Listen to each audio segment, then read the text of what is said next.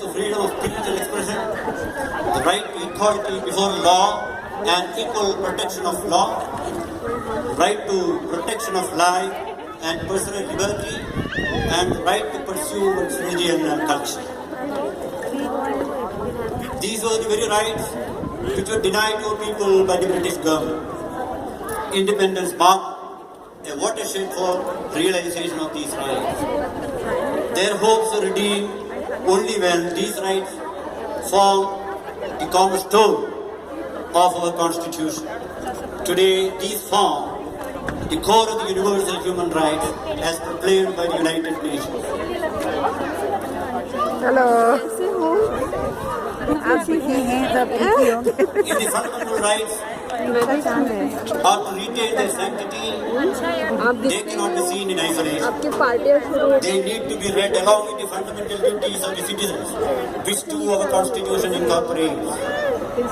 To abide by the Constitution, to respect our national flag and national anthem, to defend our country, to render national service when called upon to do so, to promote harmony and the spirit of brotherhood among the people, to protect our environment, forests, rivers, lakes and wildlife, to show compassion to all living beings, to safeguard public property and abjure violence are some of the fundamental duties that we are bound by.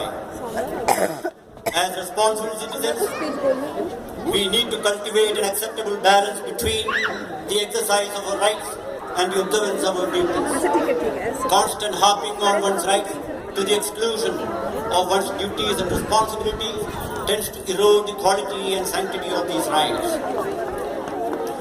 These rights are so sacrosanct that we need to cherish and uphold them at all costs, not by overstretching or overusing them, but by using them within reasonable limits for reasonable cause. At the same time, we also need to introspect as to what extent each one of us contributes to the fulfillment of the fundamental duties towards our nation.